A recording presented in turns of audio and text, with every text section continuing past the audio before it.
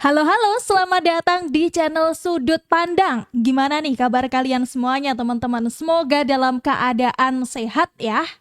Ada yang kocak nih, kocak bener. Bonatua pamer salinan ijazah Jokowi hasil sidang KIP. Seolah-olah dapat harta karun.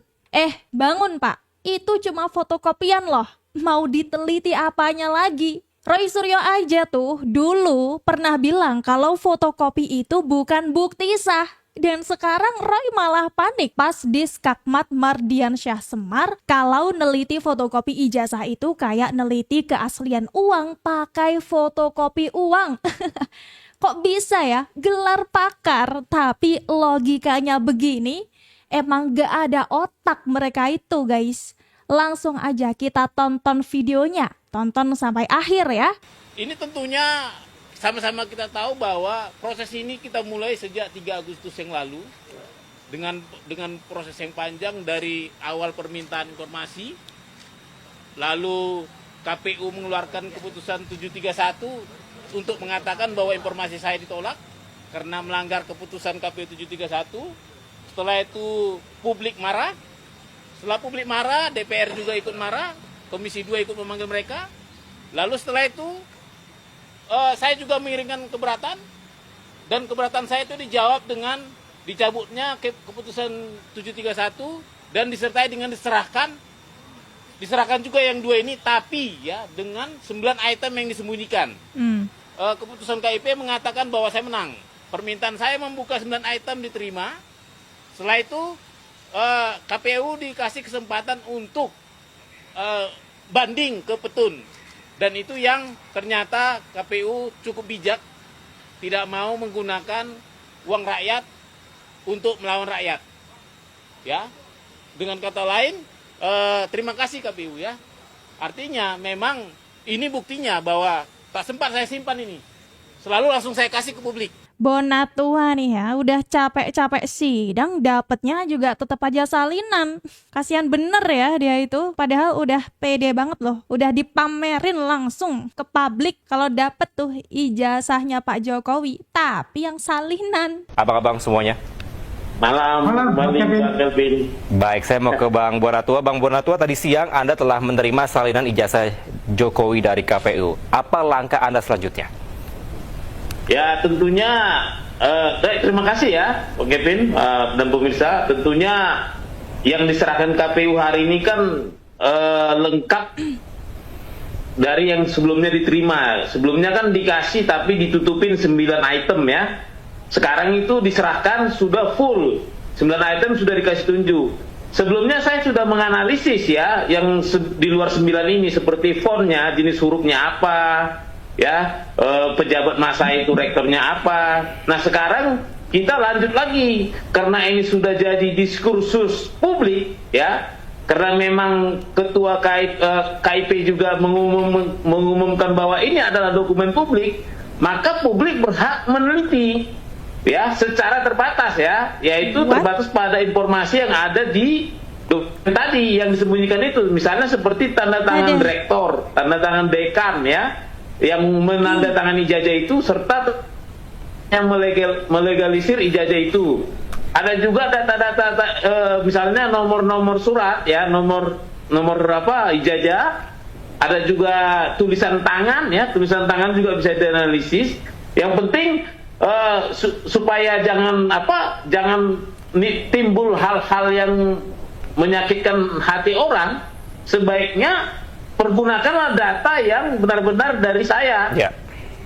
Baik, ya, baik. Karena saya menjamin itu dari KPU, seperti itu, Bang. Oke, Bang Bonatua ada Dia bilang hasil salinan itu bisa diteliti lah, mau diteliti bagaimana lagi? Kan itu fotokopian, kan itu salinan. Kalau penelitian kan harus yang asli, ya enggak guys? Ketika ditanya teman-teman media, clear betul ditanyakan asli atau fotokopi. Tadi diulangi berkali-kali oleh Pak Kasenidin. Fotokopi. Fotokopi, fotokopi, fotokopi, fotokopi, fotokopi. Teman-teman tahu semua, dalam hukum fotokopi bukan bukti. Tuh dia sendiri yang ngomong. Woi, Pit, kamu juga kan pakai fotokopi. Dia itu ternyata memberikan jalan kepada orang-orang yang selama ini meragukan ijazahnya Pak Jokowi. Ya termasuk si Roy CS itu guys. Roy Suryo sendiri tuh bilang kalau fotokopi itu bukan bukti yang sah. Makin sia-sia aja nih apa yang kalian lakukan selama ini. Ya enggak guys? Cuman memang dari awal saja sudah salah dasar itu, kan gitu loh. Itu sama juga kita uang asli, kita foto, terus Roy Suryo itu melihat fotokopian dari uang asli analoginya itu sudah salah. Jadi sebenarnya penelitian yang dimaksud Roy Suryo itu baru pengen dia mulai nih, ketika dia lihat wujudnya memang ada ijazah Pak Jokowi. Maka sudah sekarang kita lihat, kan harus dilihat tuh Mbak, apakah betul seperti yang dilakukan oleh forensik Polda Metro misalnya, jenis kertasnya dan lain sebagainya. Apa yang makanya kita bisa katakan Andi Aswan itu bohong, Dian Sandi itu juga salah, ya Joshua Sinambela itu juga bohong. Membiarkan sebelumnya pada Roy Suryo, jadi dia tidak bisa juga. Udah deh, kalau debat gini dengan orang-orang yang ngerti aja deh.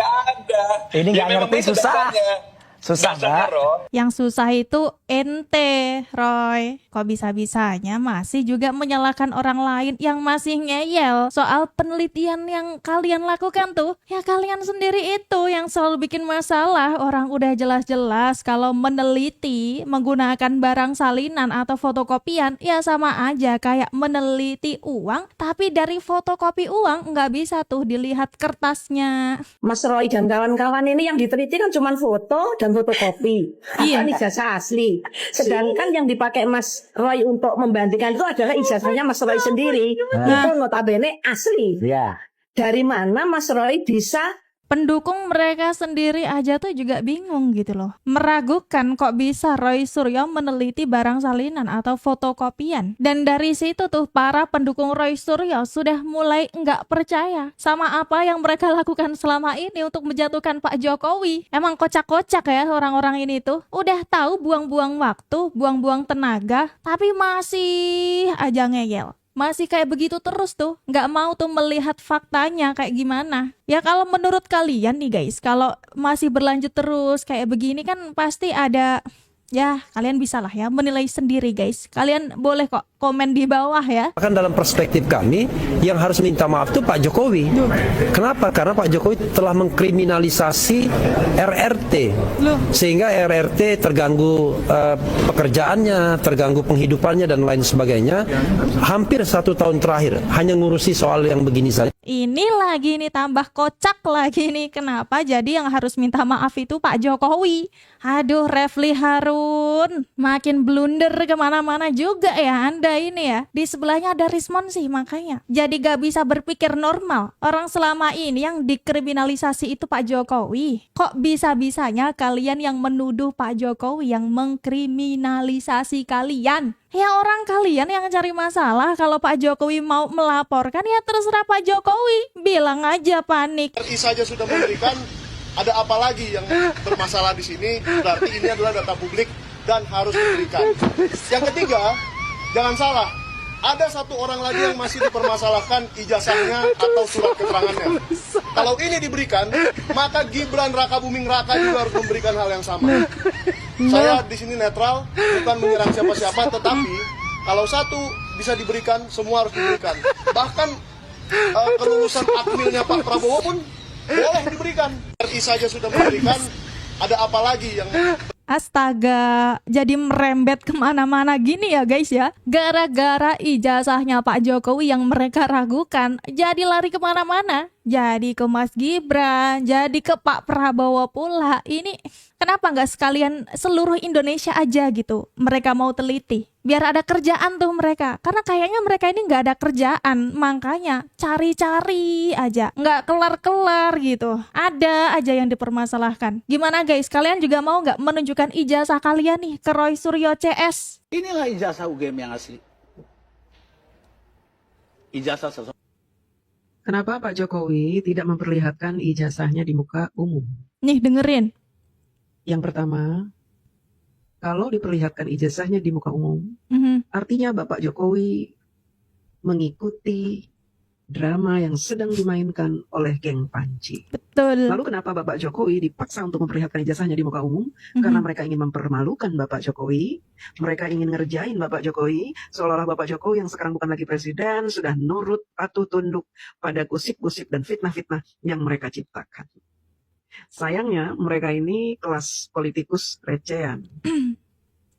Cuma sebesar 16 miliar, mereka dengan bodohnya membuat skenario yang tidak diikuti sedikit pun oleh Bapak Jokowi.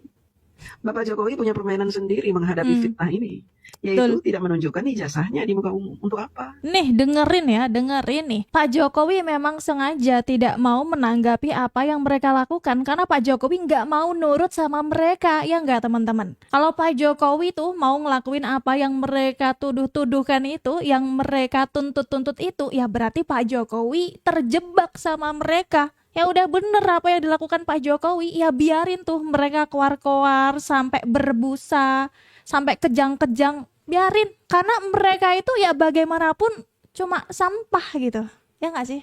Setuju nggak? Kalau kita seharusnya Mas Amar semuanya harus berterima kasih dong. Dengan adanya kasus ini maka keterbukaan informasi semakin jelas untuk pejabat atau mantan pejabat publik. Iya, dan menurut saya ini bagus sekali ya. Dan pada titik ini ketika tadi siang Bonatua menerima salinan, saya meyakini betul ini banyak sekali pejabat publik yang sudah mulai deg-degan ini. Karena apa?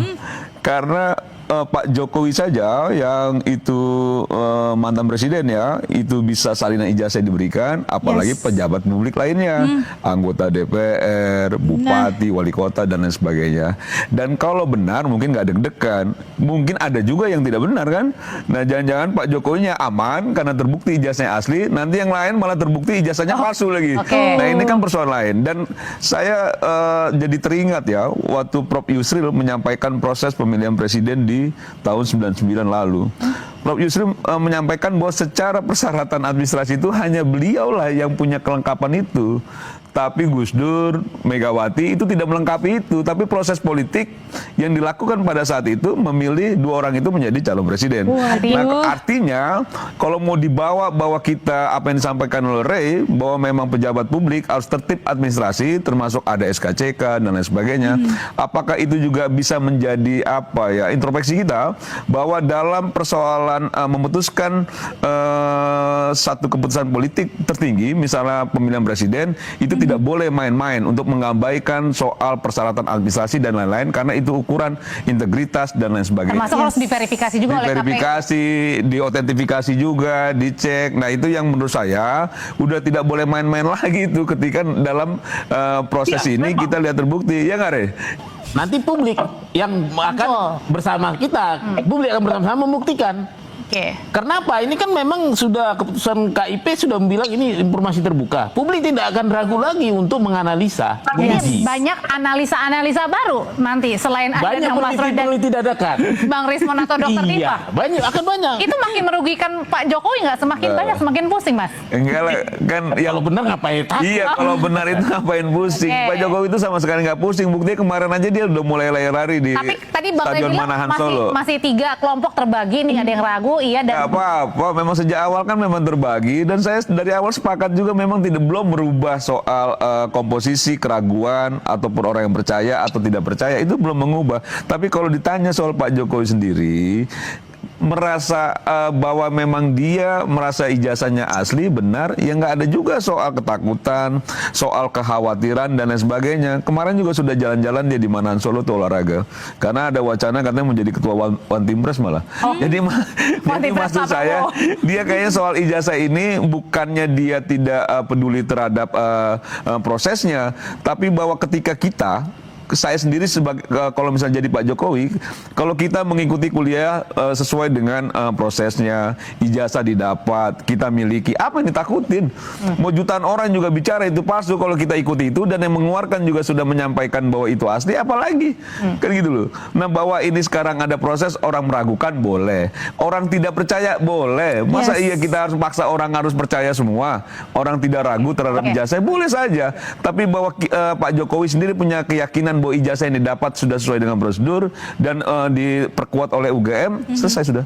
Oke. Ternyata dengan keberhasilan Bonatua nih ya mendapatkan salinan ijazah Pak Jokowi yang tanpa sensor itu justru membuat pejabat publik lainnya menjadi semakin ketar-ketir, ketakutan guys ya, karena mungkin aja nih ya kan kita nggak tahu tuh waktu mereka mencalonkan diri itu persyaratannya bagaimana. Bisa jadi Pak Jokowi aman-aman aja karena ijazahnya asli lah. Kalau yang pejabat lain nih, ini nih justru yang membongkar ya sampai merembet kemana-mana. Mas, itu kepercayaan Anda, silakan. UGM sudah mengatakan 15 April ketika sampean bertiga datang, kami terima di Fakultas Kehutanan. Sudah. Pak, jangan pakai telunjuk, Pak. Nggak bagus. Sudah, saya nggak nunjuk jenengan. Jangan pakai telunjuk, Mas. Loh, saya kan begini. Iya, Bu. Jangan pakai telunjuk. Saya kan sudah terima sama sampean. Telunjuk hanya untuk Allah, Pak. Besok pagi, masak anak gimana? Si Tipa ya, si tipa-tipu nih ya, emang kocak bener dia ya, nggak mau loh ditunjuk-tunjuk gitu. Telunjuk katanya cuma milik Allah lah, dia aja tuh juga nunjuk-nunjuk gitu, udah dibuktikan tuh ada videonya. Emang si tipa-tipu Roy CS ini tuh emang ini ya pengennya menang sendiri gitu, apa-apa tuh harus nurut banget sama mereka, harus sama kayak keinginan mereka ya, termasuk ijazahnya Pak Jokowi nih ya. Tapi padahal udah dikasih jalan tuh sama Bonatua ya, udah mendapatkan salinan tanpa sensor untuk Roy Suryo CS diteliti nih, lumayan kan, dapat jalan. Tapi Roy Suryo sendiri pernah bilang kalau fotokopian itu bukan bukti sah. Jadi mau apa lagi yang diteliti? Mau dicari kesalahan apa lagi, woi? Gimana guys kalau menurut kalian nih, bukankah itu hanya buang-buang waktu dan percuma? Tulis pendapat kalian di bawah ya. Terima kasih banyak buat kalian semuanya yang sudah nonton sampai akhir. Mohon maaf kalau ada salah-salah kata. Kita bertemu lagi di video-video berikutnya. Sampai jumpa.